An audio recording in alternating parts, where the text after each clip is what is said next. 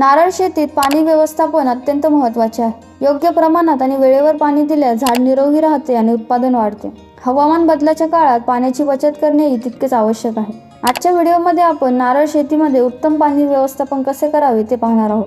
नव्याने लागवड केलेल्या नारळ झाडांसाठी पाणी व्यवस्थापन। नवीन रोपे 3 ते 4 वर्षे वयापर्यंत अधिक संवेदनशील असतात, त्यामुळे त्यांना 3 ते 4 दिवसांच्या अंतराने नियमित पाणी द्यावे। उन्हाळ्यात झाडांचे पान करपू नयेत म्हणून सावलीची व्यवस्था करावी।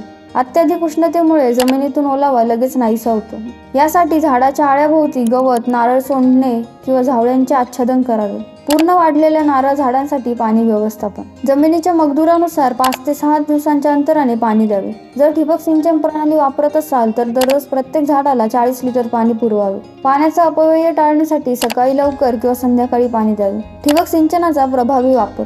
ठिबक सिंचनामुळे पाणी थेट मुळांपर्यंत पोहोचते, त्यामुळे पाण्याची बचत होते। कमी पाणी उपलब्ध असताना ठिबक प्रणाली सर्वात उपयुक्त ठरते।